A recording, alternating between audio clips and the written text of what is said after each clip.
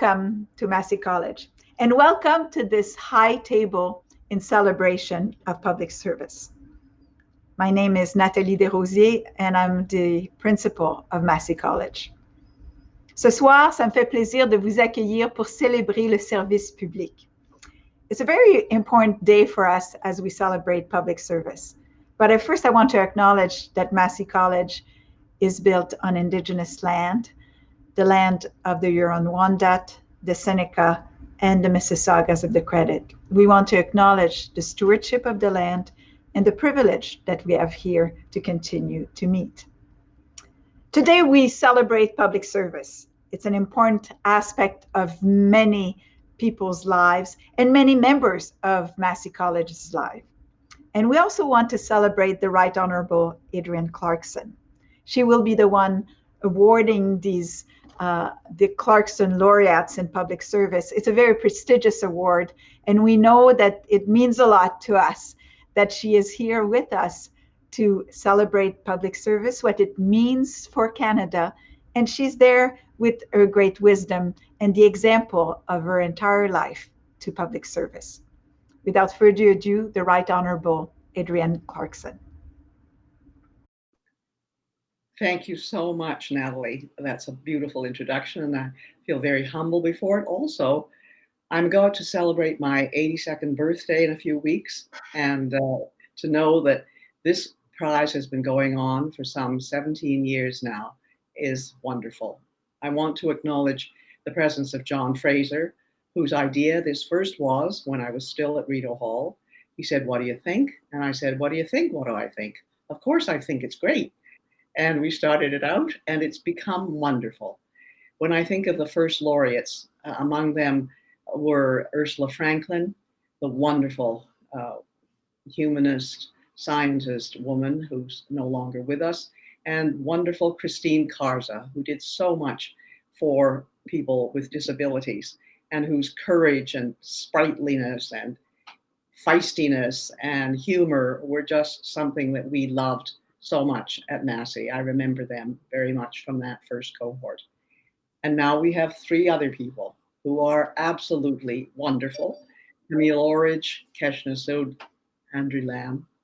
And looking at the nominees this year, I had to say, public service will never be dead as long as Massey is alive and attracts the kind of people it attracts to its membership.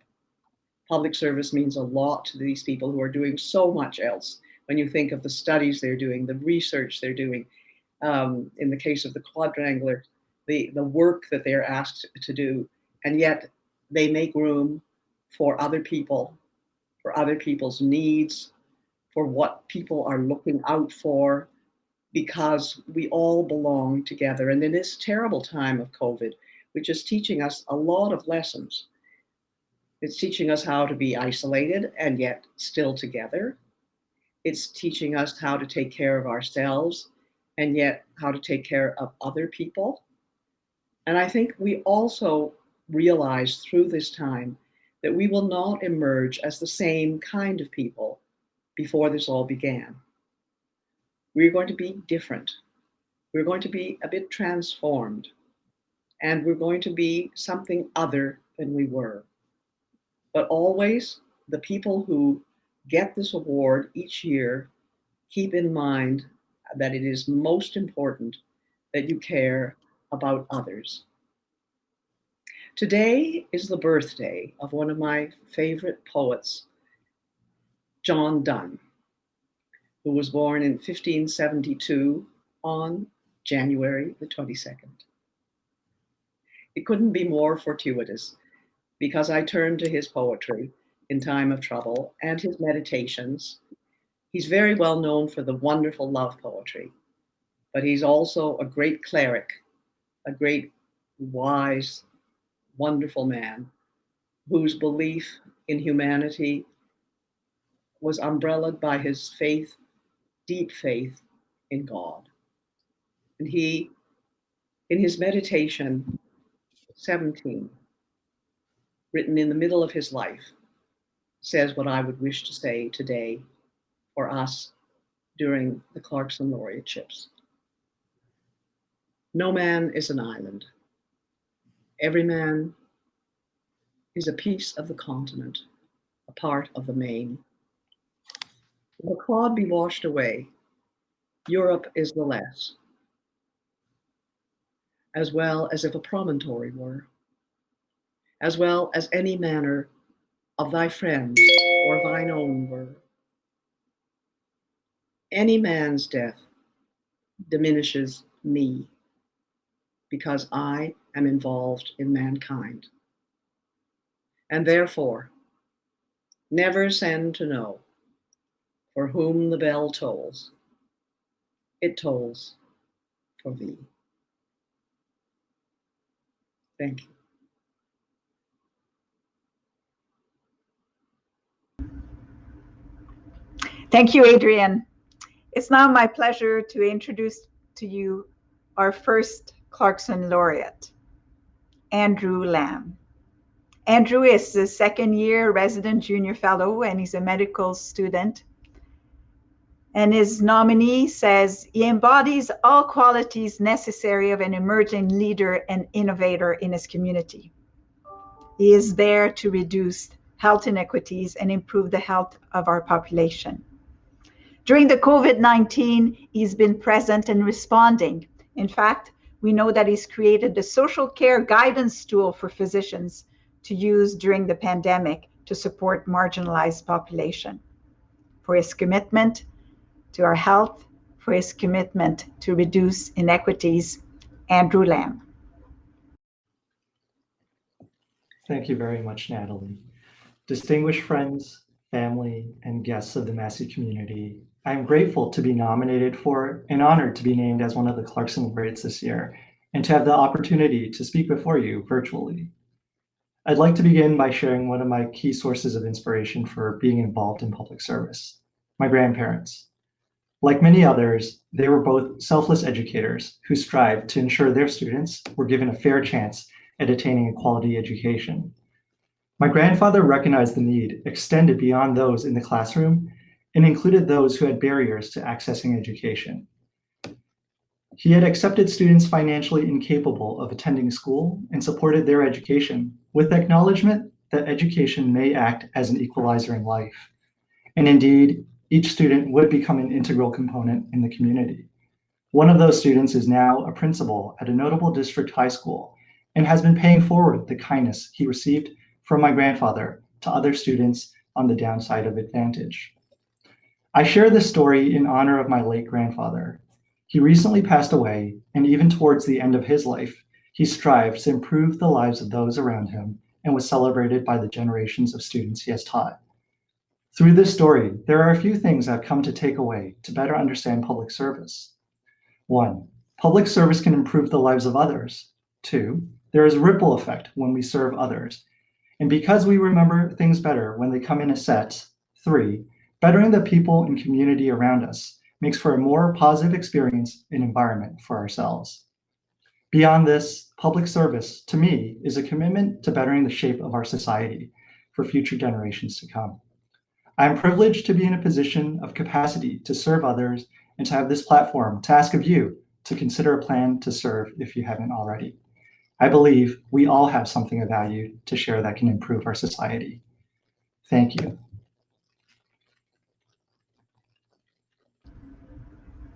Thank you, Andrew. Our second laureate tonight is Ms. Camille Orig. She's a member of the Quadrangle Society of Massey College, and she is passionate about serving her community and making other people's lives better. Her lifelong passion has to be to reduce health inequities in our society. And when she sees a problem, she tries to solve it. I'm a great admirer of the work that she has done throughout her life, and I think it's just appropriate that we finally recognize it. So I want to thank her for all the work that she's done for Massey College and for our society. Among her many accomplishments, she co-founded Pathways to Education, a very successful stay-in-school program for high school students. As I said, when she sees a problem, she tries to find the solution. There could not be a better recipient of the Clarkson Laureate, Camille. Natalie. It is such an honor and a pleasure to be here receiving this award today. A special thank you to Madame Clarkson, in whose honor this award is given, Massey College, Natalie, and Angela. I want to acknowledge that I stand here today on the shoulders of countless Black women, some of whom have gone ahead and of whom are still alive with us today. I grew up in Jamaica and had the privilege of passing what is known as the 11 plus exam, which gave me access to high school. In my household, my family always talked politics. And I learned early that activism was required to have politicians keep their promise to the poor. I learned that at home from my family. Then I met a few teachers in high school that further awakened my consciousness to the plight of the poor. Two women teachers, Mrs. Reed and Mordecai. They inspired us, the poor scholarship kids, that's how we were known. They inspired us to take our place in that school and to succeed. When I arrived in Canada in 1967, I experienced outright racism and an abundance of what is now known as microaggression. I also made a lot of friends who were activists. I realized that activism and public service come in numerous forms. I determined then and there that I was going to use my strength, and that was in the area of public service. That is, whatever job I had, that job became a platform to advocate for change. That inequities was not acceptable and must be addressed. Public service is change-making work. It is to be an agent of change, and it is not to settle. I do not confuse public service with public servants. However, it's been my privilege and my experience that they are public servants that are committed to public service. Public servants that align themselves to improve the system for the lives of others and will do so over several changing governments before the required change is accomplished. I also know that success is possible, and its success comes from community activists, individuals, people interested in public service, and public servants all working together to a common end. And that collective movement often help us succeed. I also want to take this opportunity to acknowledge a number of people who do public service that are never publicly acknowledged, and a lot of times it's in order to protect the jobs they're in. So that there, a lot of people who do public service that we never recognize or acknowledged because they have to do the work behind the scenes in order to keep the job they have. I would also like to say that a great deal of public service is done through volunteer activism and is not necessarily job related. My personal involvement in co-op housing, AIDS work, pathways to education, were all not part of my paid employment. I would like to encourage young people listening to think of making a difference, to work for change, work towards eliminating inequities. There's so much to do and so much to choose from: housing, health, education, employment, just to name a few. I would also ask, while thinking about making these changes, participating in these changes, to include the issue of anti-Black racism in the work you think about and the work you do. We have seen a lot of public service that have done a lot of good, made a lot of advancement, but anti-Black racism has still left Black and Indigenous people behind. So I encourage young people as you go forward to do this work. Public service is great, it is satisfying, but please add anti-Black racism to your thought processes. Thank you. Thank you, Camille. And our third recipient of the Clarkson Laureate is Keshna Sood. Keshna is a third-year junior fellow, and she's a PhD student in the Faculty of Medicine at U of T. She's studying molecular biology and genetics, and her research is about the interactions between cells and their environment. So what she brings to her community is a sense of engagement. We know that Keshna will be there to help us. In her letters of support, people mention that she brings seminal change to any community she joins. She understands how to make change and bring people together in a unique fashion. And certainly Massey has benefited from that presence. So I want to thank her for everything that she does for Massey and invite her to address you. Keshna. Hello, everyone. Thank you so much for this recognition. I am both honored and humbled to be recognized as a 2021 Clarkson Laureate. I'd like to thank all of you in the Massey community, my parents who've instilled strong values in me, my colleagues, my friends, and all of you for the opportunity to exchange a few thoughts with you this evening. Actually, it's my parents that have taught me that there is rarely a life without any struggle. So help others and note the little things, because even the biggest picture is made up of the tiniest pixels. And similarly, public service is not just about the big projects, it's about the little ones too. It's in every one of you who checks in with others and follows your heart. It's in every one of you who sees problems, just like everyone else does, but chooses to focus on the solution from the start. A special thank you and honorable mention to the Honorable Madame Clarkson, Principal Nathalie Desrosiers, the selection committee for the Clarkson Award, and the entire Massey College family for considering me worthy enough for such a grand recognition. I try my best to be the best version of myself, and I realize that we are better together. I hope this message has motivated you in some way, and I urge you to grow and evolve and grow this beautiful ripple effect that we can do in our community. Because believe it or not, we are better together. Thank you.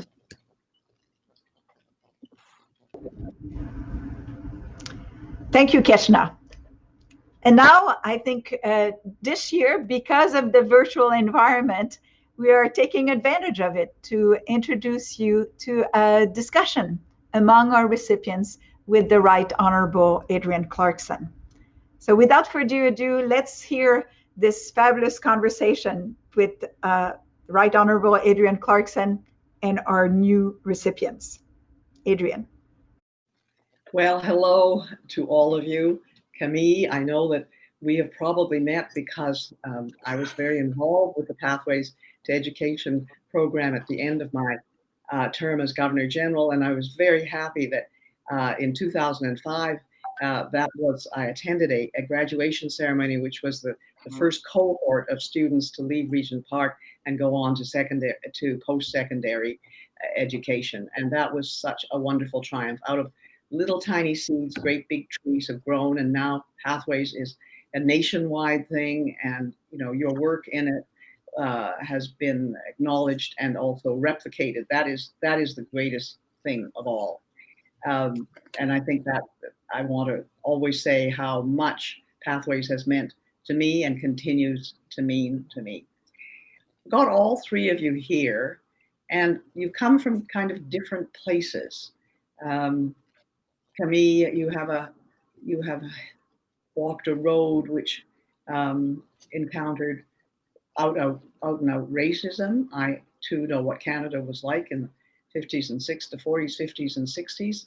Very white country with unconscious biases and prejudices that you had to face. You came to Canada in a humble position and had to work your way up, so had to confront all of that. But you decided that you were going to do things for other people. You were going to serve beyond the work that you had to do to keep yourselves alive. Keshna and Andrew, you've had different kinds of backgrounds, but I'd like to hear from each of you, what was there that first started you in thinking, I want to do something for other people, an incident, a person, an event, a thing. What was it? Of course, you had to go to school, you had to better yourself, you had to do things, but What was it? Is there an incident that you can come up with, Andrew? Thank you, Madam Clarkson. As you were sharing that and asking the question, a thought ran through my mind, and a very fond memory of mine, actually. When I was growing up, I had the privilege of meeting my great-grandmother. And when she arrived to Canada as an immigrant, she stayed with us not for too long, but I was fortunate enough to learn about her experiences and her upbringing. And she was a very modest and humble woman who was a loving single mother of several children and wasn't one who readily accepted help from others, but she was always there to offer help to others herself.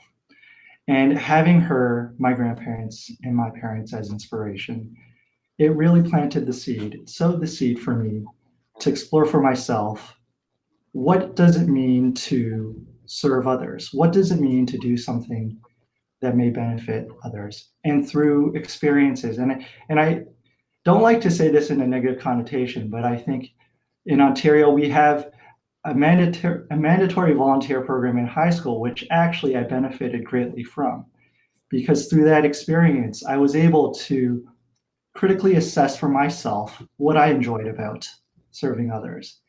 And it perpetuated a cycle of motivation and reward in seeing that the time I spent and the acts I was doing was benefiting others in some tangible or future-oriented way. And that stayed with me through time and only grew stronger and rooted more deep in my attributes and activities today. What was your first volunteer activity? I think I was helping with a historical Markham car show in Markham, and they needed youth to sit on the back of vehicles to place pylons and direct guests to different facilities. Needless to say, it was fun being on the back of a vehicle, albeit probably not the safest thing at the time, but policies have changed. But it also allowed me to engage socially and appreciate that public service can be very fun and rewarding too. And Keshna, what was your first experience with doing a volunteer activity or doing something for others? Yeah, so my first experience volunteering was with my father, actually. I think I was less than 5 or maybe 6 or 7 years old at the time. I'm in early grade school. And I remember volunteering for the Liberal Party because he used to go to all of these events. And I would just be there holding signs, making sandwiches, doing like small coloring activities for children. And I really just enjoyed having fun. To me, volunteering just meant going out, talking to a bunch of people over similar activities you're interested in and having fun. It didn't mean work or moving towards a purpose. I didn't realize that until much later in my life. And that's when I really actively took up volunteering. And so when I made a serious commitment to volunteering, it was through the establishment of the children's version of Rotary, so Rotaract and Interact clubs. And I was responsible for establishing some of those in some schools where I grew up in a small town called Malton. And through just learning what service above self meant, and through learning how much more you can provide to others and also to yourself just by helping those around you, really stuck out to me then. Camille. Two things come to mind. For me, the first was in Jamaica when there was a young woman in high school, and high school was Immaculate Conception, one of the really highbrowed high school, decided to turn to wear a natural to high school, and she was suspended from school. And we all from all the various high schools got organized, and that was my first volunteering to organize a march and demonstration that natural hair was natural to Black folks, and we marched all through Kingston. And that was my first volunteering into anything and organizing. And when I came to Canada, my first was with co-op housing. And at that time, the federal government had money in co-op housing, and the whole idea of co-op housing was that it was market rent, was a mixture of people, but you would have a group of people in there that required assistance. So the first co-op housing I lived in and was chair of the board of disabled people. So we had 10 units committed to the disabled. My second co-op housing was dedicated to single moms. And so that was my start in volunteerism in Canada, was co-op housing. It seems to me that when you start volunteering and then when you continue to volunteer, one of the things that you can get hooked on is that it takes you into another space and another area, which is out of your comfort zone. In a way, it takes you away from the things that you've known before and the regular routines you've known before, and say to yourself, you know, I'm going to do something that is really very different from what I'm doing. Is that a motivation? When I look at what you've all done, I see that, you know, you've gone to the north to advocate for healthcare. You've done things with people who've experienced unspeakable tragedy, Keshna and Camille. You've been an inspiration and helped in all sorts of ways to get language services for people, to help people get better health care. It all is out of one's comfort zone. And I think that's what a lot of people don't understand about people who get involved in a volunteer activity. Do you ever feel uncomfortable out of your comfort zone? Well, how did you learn to do that? And when did you first think, can I come out of my comfort zone? And will I be okay? Will I help? Will I be able to help? Krishna? Yeah, I think that the only type of growth, or the best type of growth, I should say, is from those uncomfortable positions and growing past that discomfort.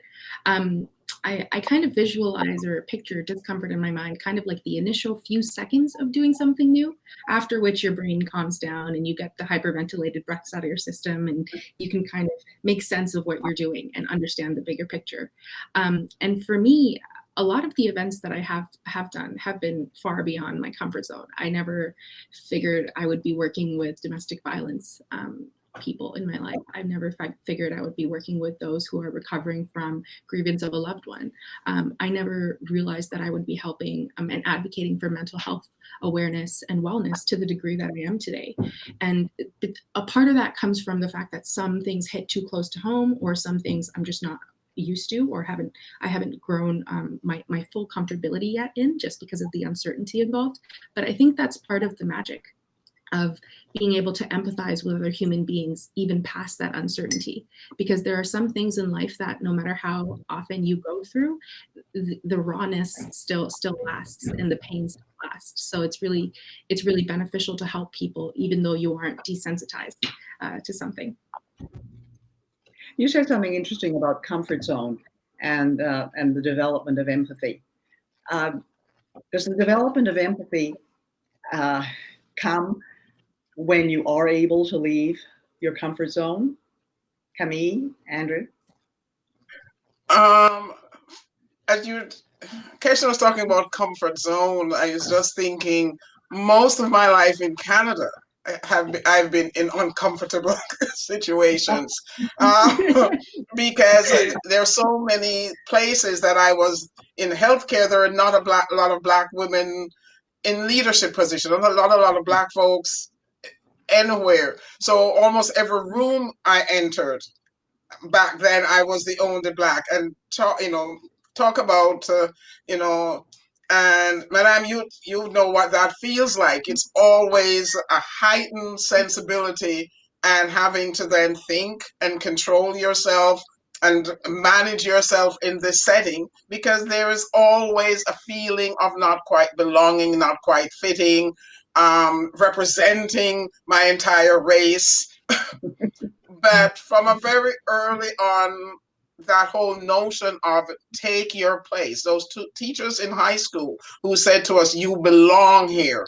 Don't ever let anyone tell you do not belong. Hang on to that. And that has just always stayed with me. But that whole notion of going into those spaces, taking up space, and managing that discomfort because there's an agenda. You know, there's something I need out of that space. There are people I need to connect with in that space. There is a good that I hope will come out of being in that space for others. So that's an interesting one. I'm glad now to see that there, you know, in a lot of spaces, there's still a few firsts, but I think we're beginning to not stand out in that discomfort the way we did before. But I still think a lot of young people feels that, and I'm just here to say, go through it, embrace it, and just keep going. Would you agree with that, Andrew? I wholeheartedly agree. I think the notion that empathy is a byproduct of challenging ourselves from public service or even from connection on a humanistic level is very true. I think that discomfort breeds from exploring a foreign territory within ourselves in our own present understanding of what society is shaped like. And that discomfort, as we explore it, as we explore that vulnerability within ourselves, we realize it's really not so different from what we already know of ourselves. And it's really not so different and scary.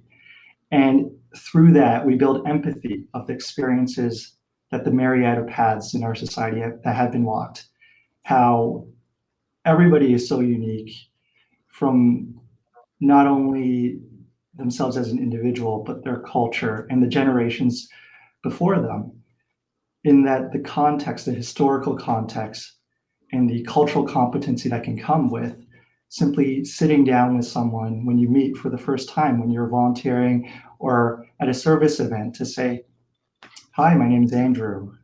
I'd love to learn a bit more about you."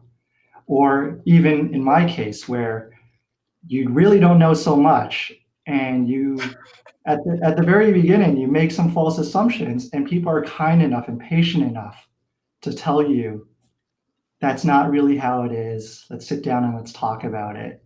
And through that process of being corrected numerous times, I'm grateful to build more empathy. And I think empathy is something that can't really be measured, and it can only grow over time. Commissioner, you're nodding. And it's because what Andrew said has reminded me of something so important, which kind of flips your question back on the terms. But it's not so much that empathy allows me to. Sorry, it's not so much that discomfort gives birth to my empathy, but I think it's actually that my empathy can pull me through the discomfort. And the reason I say that is because one thing that I always remind myself, and I try to remind other people, is that whenever you have a fear or uncomfortable situation in your head, that is because of your running average in your mind, because of your life and your situations. And what the one key comforting fact that I like to remember is that different people are different people with different people. And just because of that, because we are so different in our personalities and our moods on a global scale, it's very hard for you to calculate the reality or the chance of that thing happening again that you are so uncomfortable about. So just knowing that there's such randomness in the way we operate, and also just knowing that helping and be comforting each other is a great way to survive, and that's something we've evolved to do. It really rings about that empathy seems to be the underlying driver, and not so much the result of doing public service. I think Camille touched on something that led me into that question of empathy and the question of how you do what you end up doing.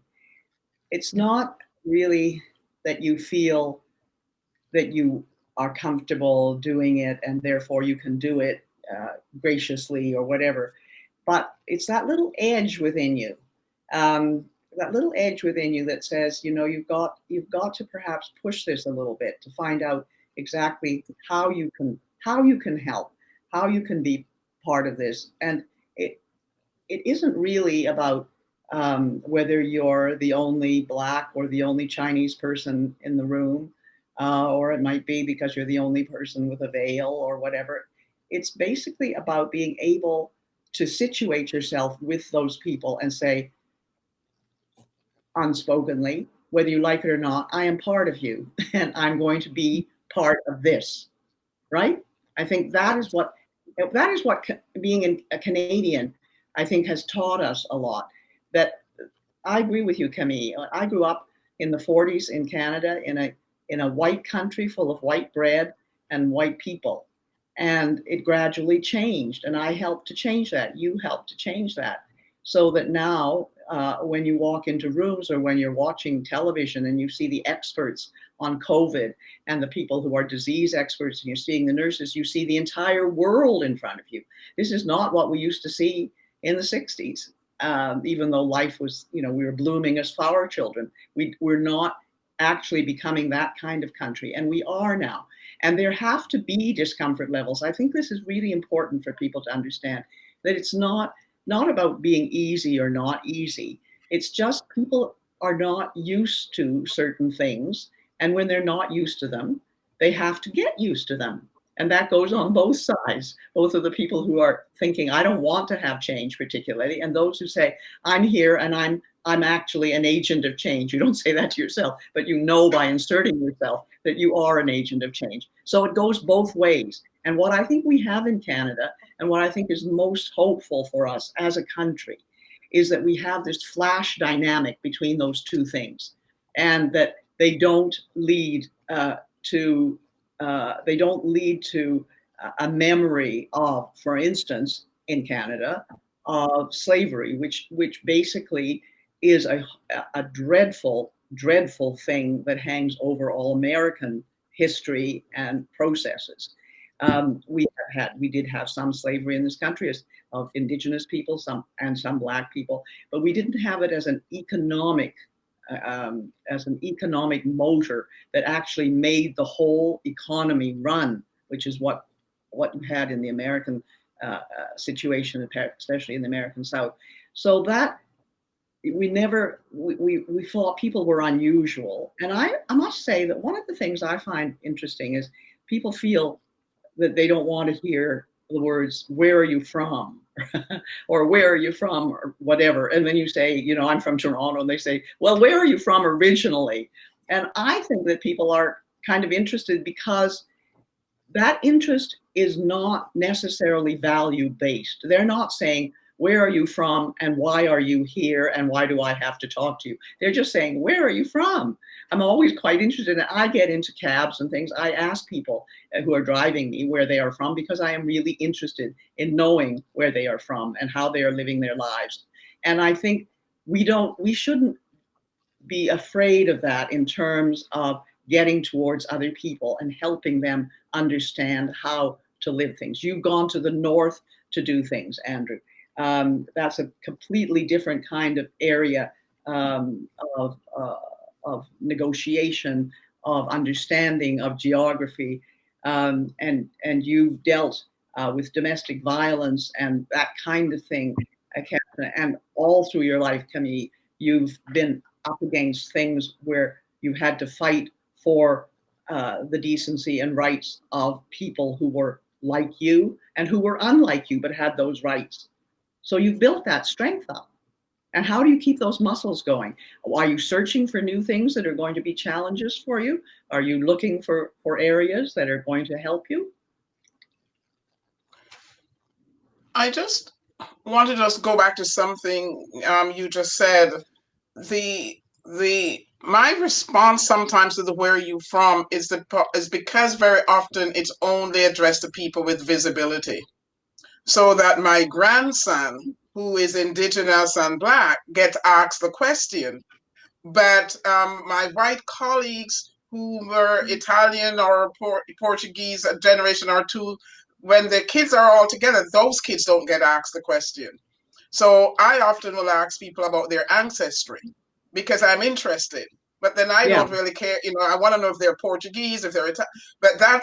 But very often when the question come at us, I notice it with my grandkids in particular, is the visibility that creates the question versus the interest. And so I think I agree with you. I'm often interested in people's ancestry. I want to know where they're from, what's their history, etc. But then I tend to do that to everybody but most often it's only the visibility that question is directed to. And it's particularly sensitive for Black folks who are Canadian for multiple generations. So I agree in terms of the interest, but I think some of us, their experiences are slightly different. But none of that has stopped any of you from taking No. on new challenges, working for other No. people, doing different things.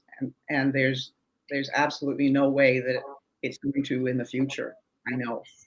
Well, thank you. I really enjoyed chatting with you. I'm glad we've been able to have this format. This is going to maybe transform the Clarkson Laureateships in the future, and that we will have this kind of conversation.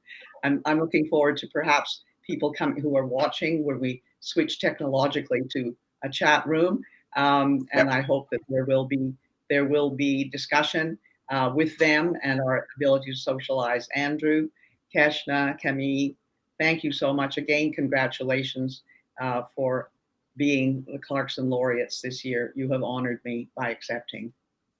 Thank you. Thank you. Thank you, Madam Clarkson.